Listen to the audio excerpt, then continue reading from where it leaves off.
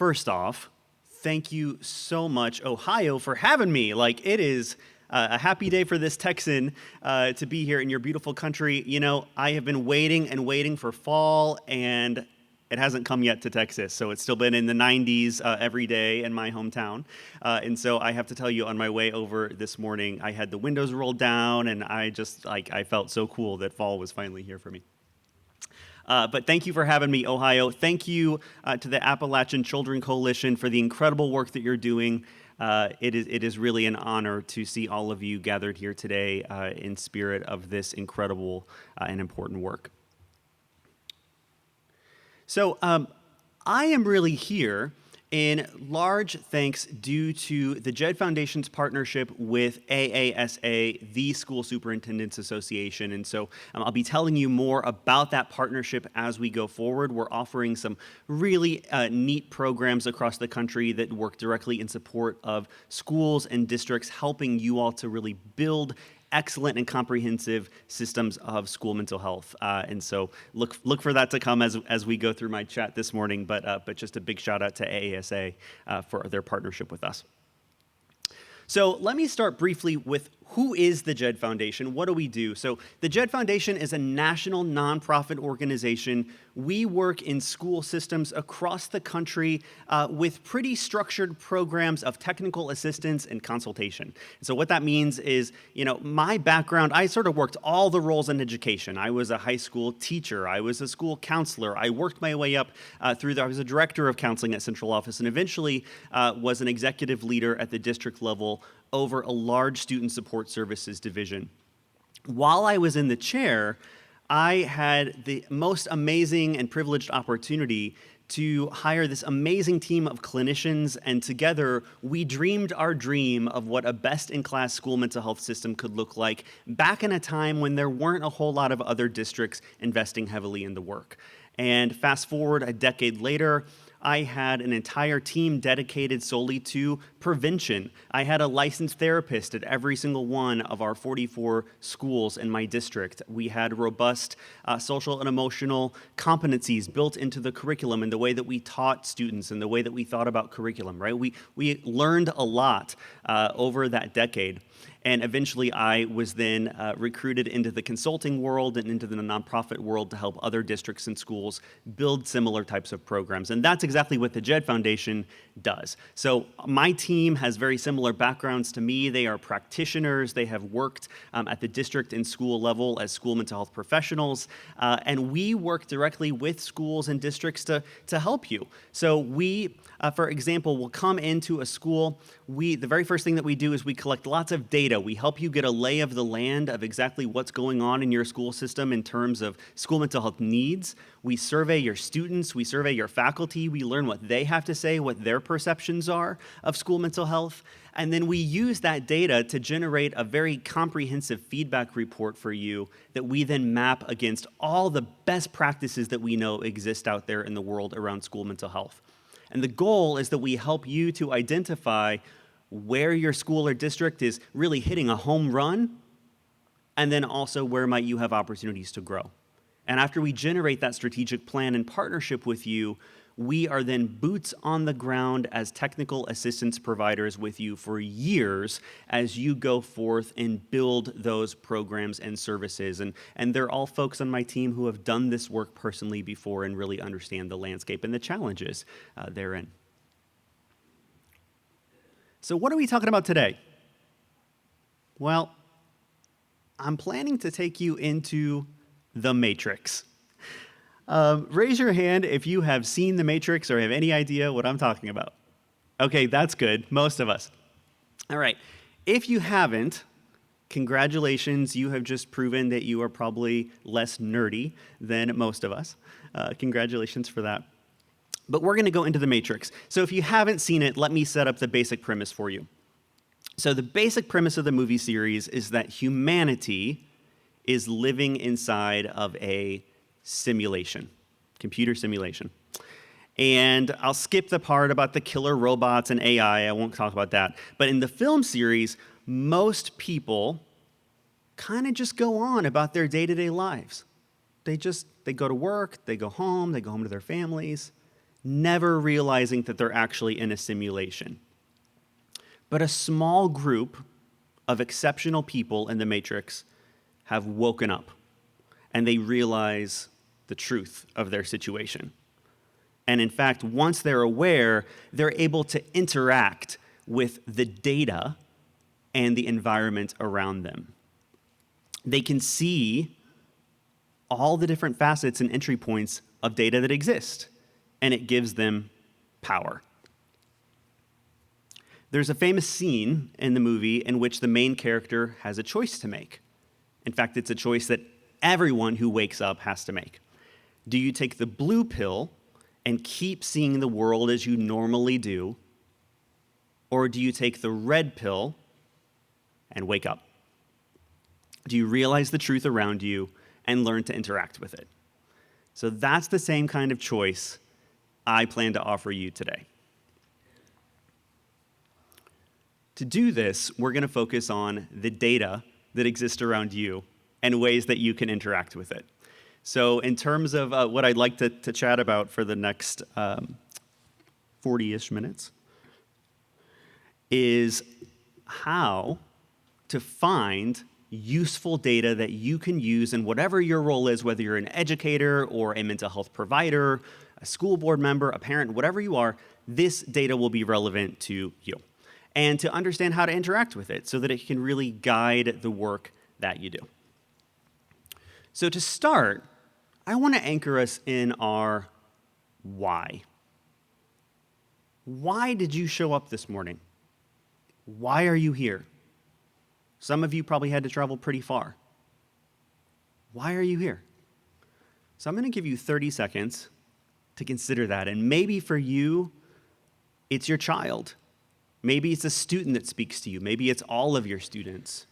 But I want you to visualize that person or that group of people or that reason that you were here this morning. Do you have that person or that reason? All right. Well, what I would love to do now is then shift over to what I believe is a collective why, a reason that all of us are here today. And that is grounding it in data. So even before the pandemic, and many of you probably know this, mental health for young people was rapidly deteriorating. We were in a situation where in the decade leading up to the pandemic, 1 in 5 children, 20%, ages 3 to 17, had a reported mental health disorder. And in 2016, of the 7.7 million children with a treatable mental health disorder, almost half did not receive the adequate treatment that they needed. We know that things like major depressive episodes amongst high school students had already increased 40% in the decade leading up to the pandemic. Those considering suicide had increased by 36%, those with a suicide plan by 44%. My point is that things were already not very good. Of course, the phrase that many of us here who work in education or mental health is that COVID-19, of course, exacerbated the situation. And the research supports that. You know, just in terms of sheer scale, and I checked this number yesterday, to date, in the past 3 years, there were more than 1,127,152 deaths in the United States due to COVID-19. Now, I would venture to guess that of that over 1 million folks, many, if not all of them, had some young person in some way, shape, or form associated with them, whether it was a niece or nephew, grandson, granddaughter, child. We know this had real impacts. If we were to look just at 2020, some of the early research that came out during the onset of the pandemic, there were more than 6,600 deaths by suicide amongst the 10 to 24 age group in that year alone. And when you do the math nationwide, this works out to roughly 18 young people dying by suicide every single day. We know that the similar increase we saw continued throughout the years, where 21.6% had seriously considered suicide in 2021. I'll jump to the last bullet here, which is in early 2021, emergency department visits in the United States for suspected suicide attempts were 51% higher for adolescent girls and 4% higher for adolescent boys compared to the same time period in early 2019. So again, what we see here is this pattern of the situation just getting worse and worse. So people often ask me, Tony, like, why?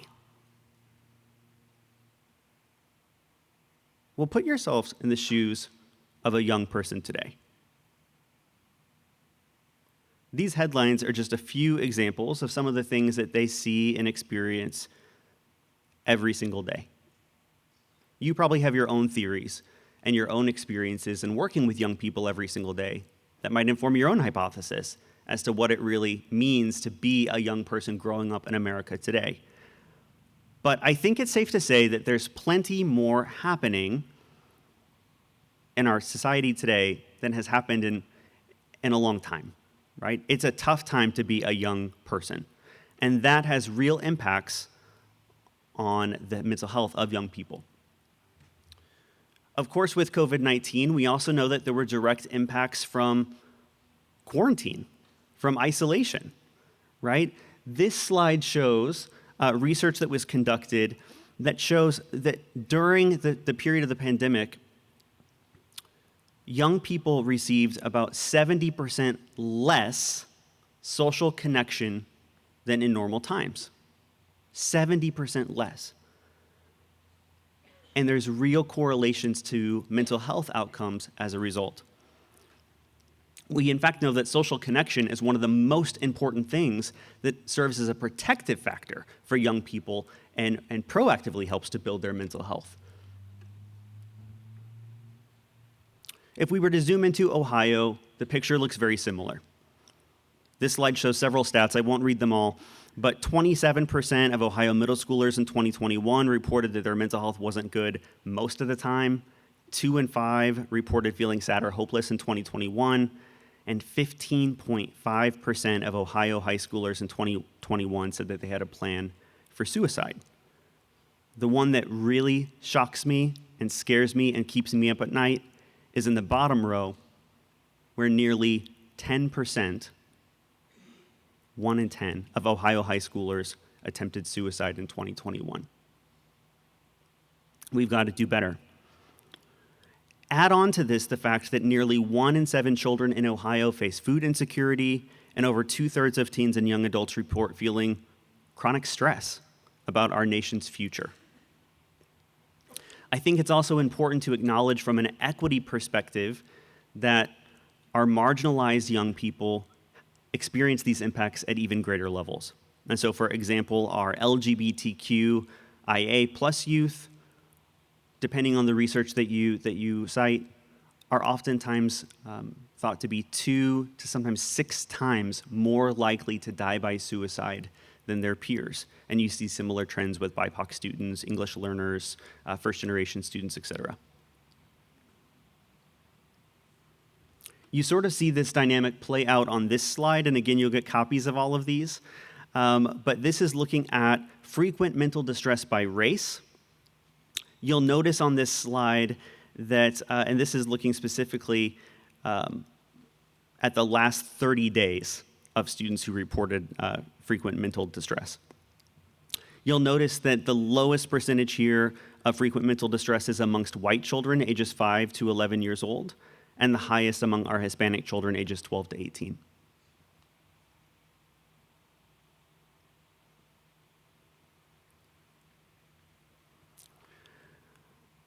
Also, what doesn't help matters is that there's a real shortage of mental health professionals.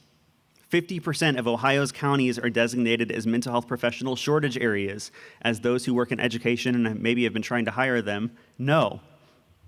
51.8% of kids aged 12 through 17 who have depression didn't receive the care that they needed, and it's often thought that this is a result. And then, of course, our counselor ratios in Ohio are high. So, what can we do about it? We know that the situation is bleak. We know that our young people have incredible needs. What can we do about it? And I actually have some good news for you. There's a lot that we can do about it. We know the right answers. We just have to do them. The JED Foundation believes that the right answer is implementing a comprehensive school mental health program. Why schools?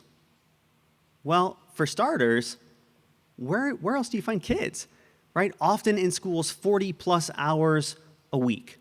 It makes total sense that that's where you find them. It's also great access to their parents to be able to have these tough conversations and leverage parental support.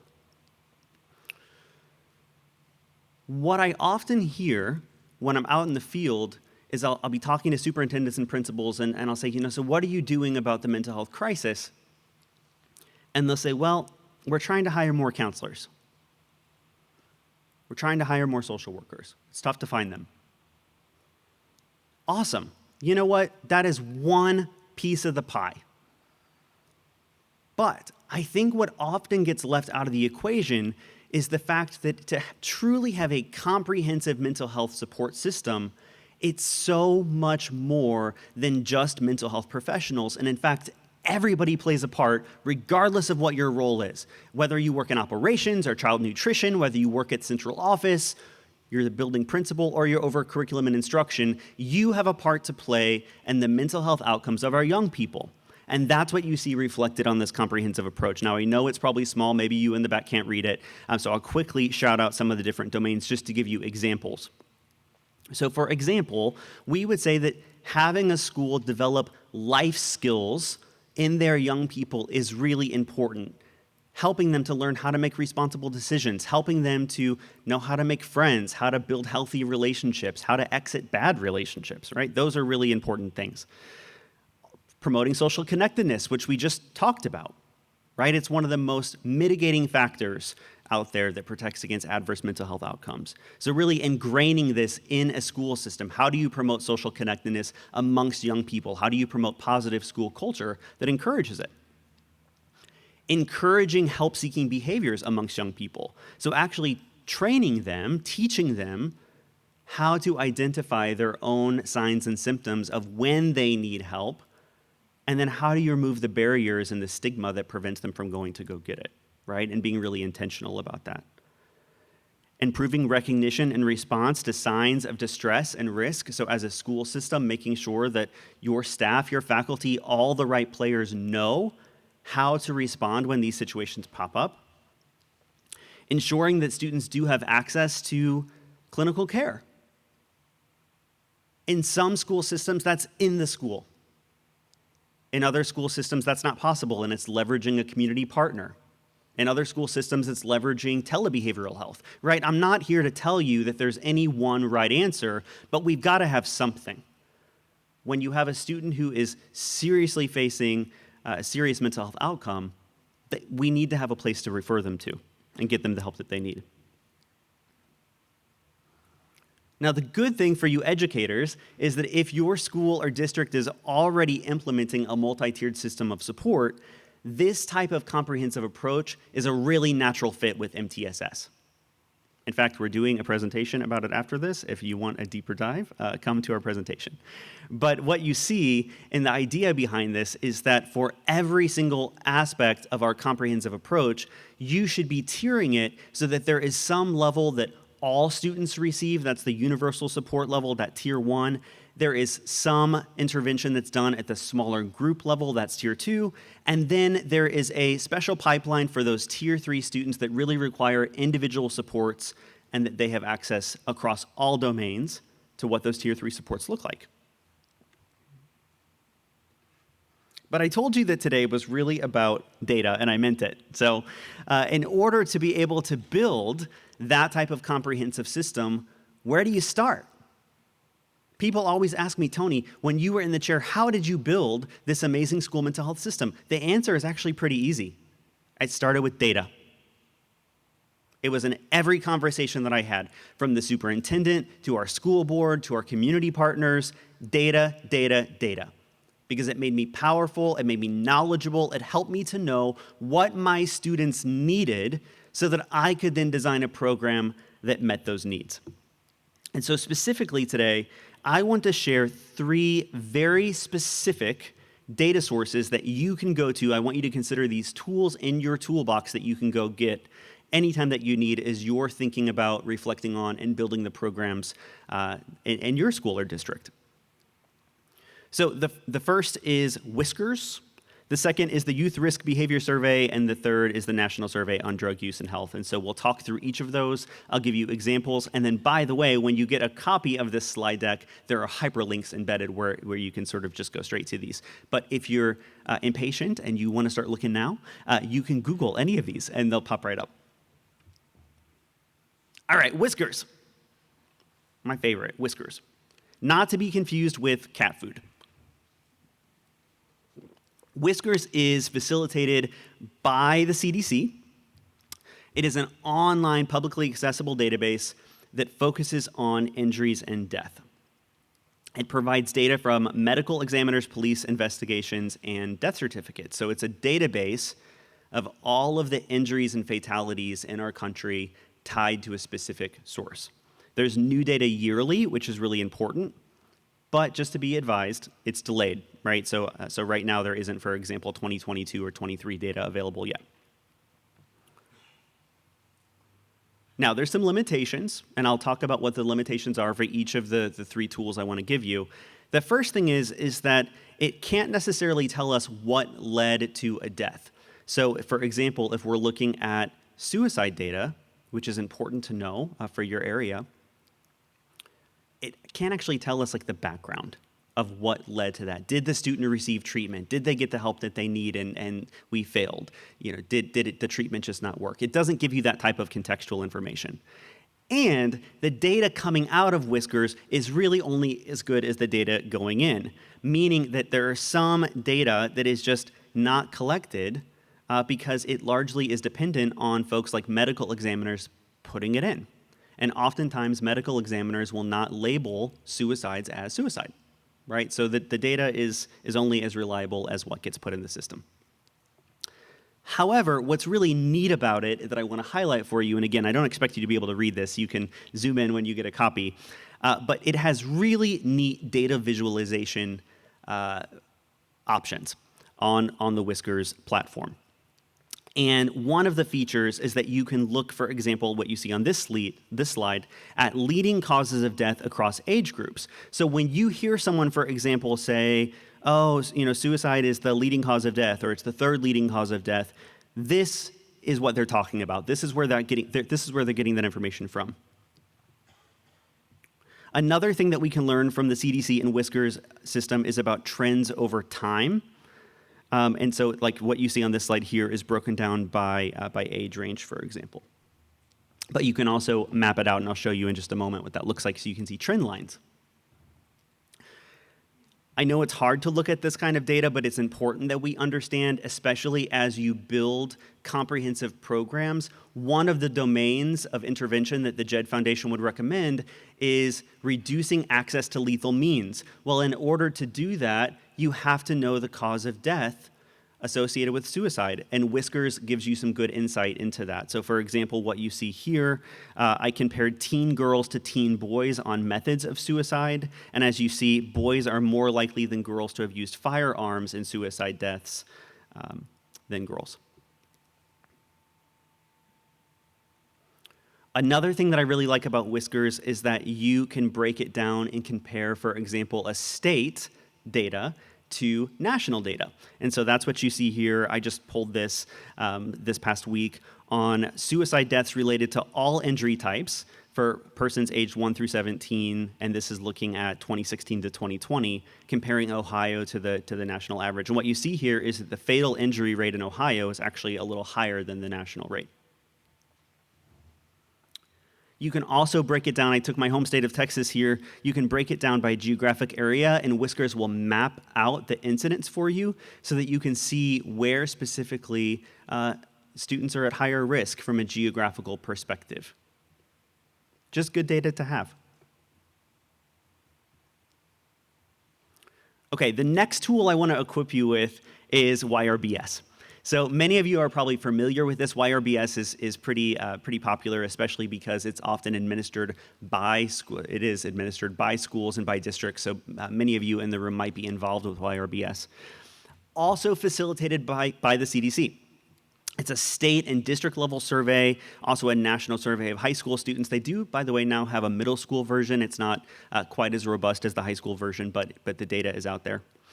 YRBS is given every 2 years during odd years. So for example, it is being given this year, and asks questions about the last 12 months directly to students. And it focuses on the 4 priority areas that you see here: sexual behavior, substance abuse, experiences of violence, and mental health and suicide.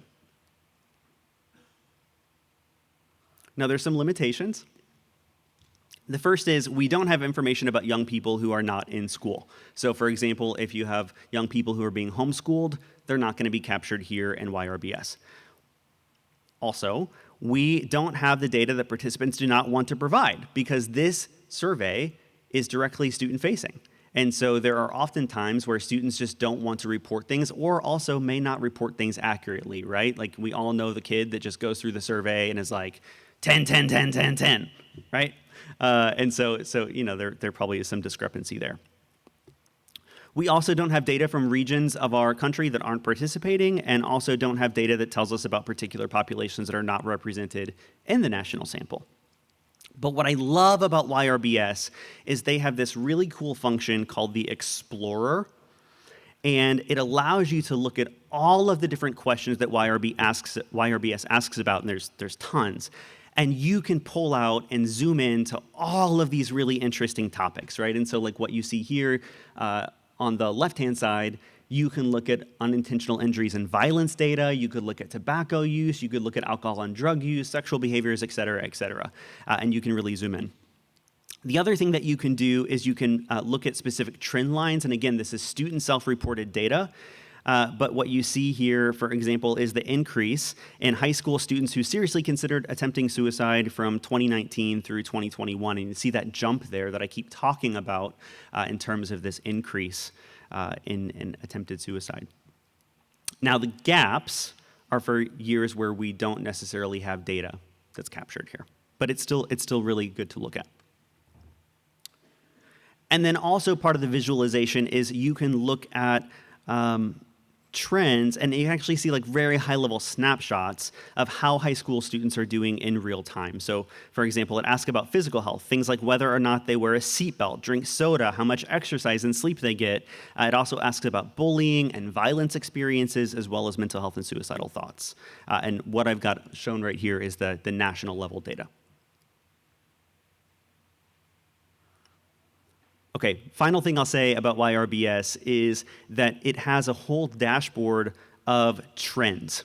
And so what you see here is sort of this like stop sign effect of like, uh-oh, stop, we've got a problem here, right? So it just makes it really easy to see some of the national level trends that you should look out for in whatever role that you have that is alarming to the CDC. And so, for example, on this very first line, you see percentage of high school students who experienced persistent feelings of sadness or hopelessness, and you see those percentage points there with the big red stop sign, meaning this is something that we should all be paying attention to.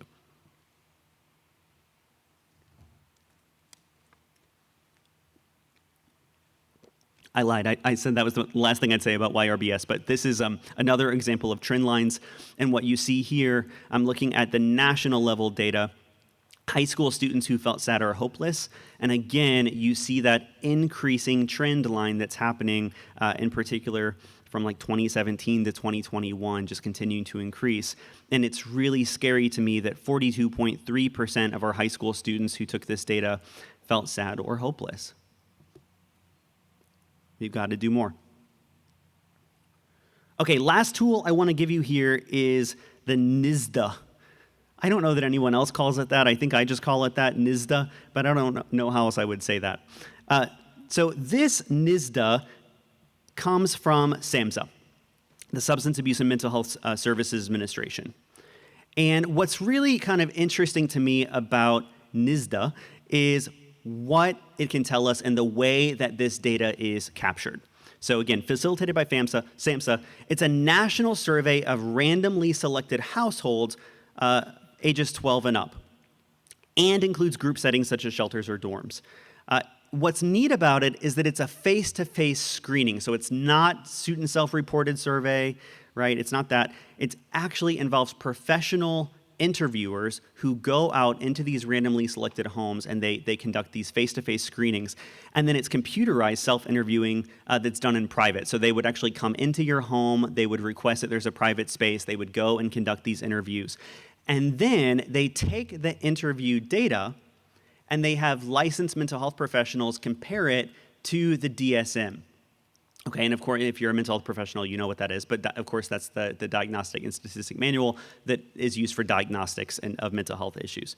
So we actually get really amazing data out of NSDA from professionals that can actually tell us the prevalence of certain types of mental health issues. It's given yearly, and the last available data right now is 2021. Okay, so the limitations, as always, nothing is perfect. It doesn't provide information about people in institutional settings. It doesn't provide insights into data that is not asked about, obviously. We don't have data participants that do not want to provide it because from that aspect it is self-reported, right? They're interviews and you have people who can decline to interview. And then it doesn't give us information from people that don't want to divulge.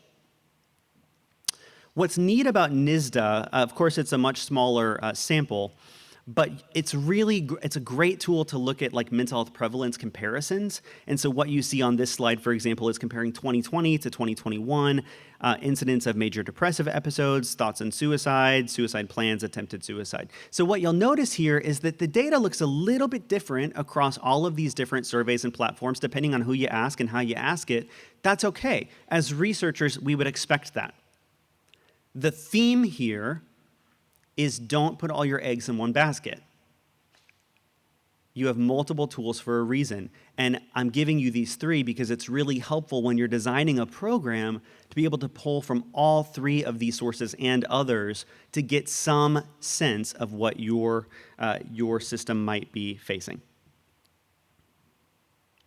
The last thing I'll say about NSDA and just SAMHSA in general is they do a really great job of consolidating their data into executive summary reports, which just make it kind of an easy read. If you are a busy administrator or a busy provider and you don't have tons of time to go like do all these data visualizations, you're not a nerd like me, and you just want like the quick and dirty of what is the problem, what's going on, what does SAMHSA have to say, these are really easy to find on the SAMHSA website as part of that NSDA data.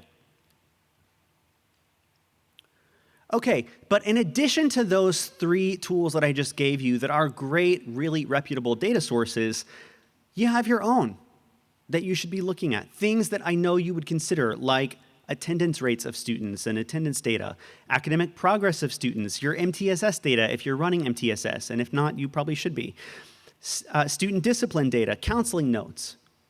Let me tell you the easiest thing I ever did that blew people's minds when I was in the assistant superintendent chair. We, as I'm sure all of you who work in schools, had an SIS system. I had all of my counselors take notes in the SIS system. I then had them categorize what each category of note was, right? So were you seeing the student for depression? Were you seeing them for suicidal ideation? Were you seeing them for an eating disorder? What was the thing? And then our data team at the district was able to pull that data on a real-time basis out of our SIS system, and it was highly confidential so that only the mental health professionals in my district could access it. And they built real-time dashboards that would show me on a daily basis exactly what was coming into my counselor's offices. So on any given day, I could tell you exactly how many suicidal students we had seen that day, exactly how many opioid issues we had seen, exactly how many eating disorders we had seen. And it was the easiest thing in the world. But I would show these dashboards to folks, and I mean, they thought I was a genius. I wasn't a genius. I just turned on one feature of my SIS system and asked my data team to build a thing, right? So that's something that all of you can do, regardless of whether you have licensed mental health professionals or school counselors or whatever your system is. It's just a great way to take that type of notes and documentation and do something with it. And then, of course, also looking at things like significant disproportionality in your district and that type of related data. Another source I might point you to, by the way, is your local Department of Health. And although it's morbid, your local coroner's office in many counties often provide publicly available data on cause of death that is oftentimes accessible directly on their website. And so that's something that you might check out as well.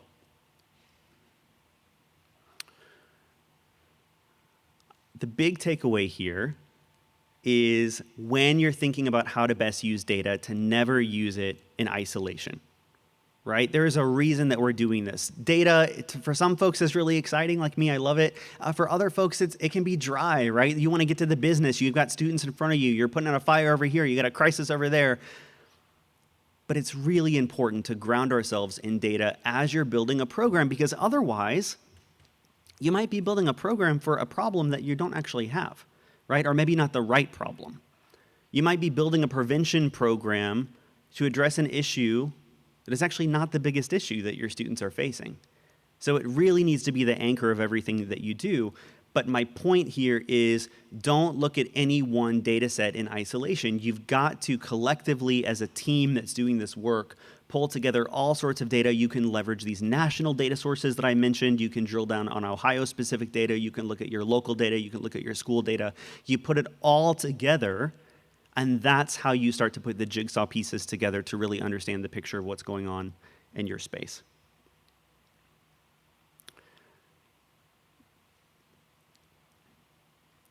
Finally, I would just say that it can be very tempting to get hung up on the headlines. And I'm going to push you to go a little bit further than that, right? Really, this data is shocking. We all have heard a million times that there's a mental health crisis. You live and you breathe it every day. You know this. But don't stop there, right? My encouragement to you is to take it to that next level and really understand the experiences of your young people. And by the way, another great data source that I didn't mention is to talk to your students themselves, right? Run focus groups. Ask them, have your counselors ask them, have your teachers ask them, what are the things that you're seeing and feeling and experiencing every single day, right? Because if you're building a program that doesn't actually include student voice, there's real questions I would have about how effective that program may be over the long term, right? You want to build something that is going to match what they're hoping that it will provide. But don't get caught up just on the sensational headlines, and instead really use data as your North Star that's guiding you as you're going through this process of program building. Finally, I would say that you're not alone. And so as you are doing this work, it can be overwhelming. I have sat in your chair. I have done your role, many of you. And I don't think there's any tougher job in the world, right? You all have so many things on your plates every single day. But you don't have to do it alone. There are tons of organizations out there who are here to help. The JED Foundation and AASA are two of those organizations. I mentioned the program that we offer earlier, which is our brand new district comprehensive approach program that works specifically at the school district level with central office administrators as they build big systems change, big systems programs. But the JED Foundation also offers programs that work at the individual high school level if this is something that you want to work with and focus on at that local level. And we have lots of other great resources out there as well. So check out our website. We have lots of national campaigns, social media. There's a really great campaign that I would mention called Seize the Awkward, which leverages like celebrities and social media influencers that young people would know who they are. Like I might not know who they are, but young people would know who they are. And it's a whole campaign all about how to seize the awkward moment of leaning in to check in on a peer and just say like, hey, are you doing okay? Like you don't actually look okay. Are you okay? And that can be really hard for young people to do. But when they do it, when they have that experience of social connection and leaning into each other, it has really amazing results, right? So that's just another resource that's out there. So I leave you with this. I'm going to take you back to my initial question, which is, we all know that there's issues. We all know that there's problems. But you could walk out of here today and go back to your current way of thinking and being, just kind of seeing the day-to-day and going through your job and your role as you normally would. That's the blue pill. Or you could take the red pill And you could take the data sources that I've shared with you, and you could think about your own data sources, and you could use those to begin to either build or enhance programs and services for school mental health that you currently offer or hope to offer. But if you take the red pill and you actually really see the realities that our young people are facing right now, then of course the burden of the truth is needing to actually do something about it. Which will you choose? Thank you.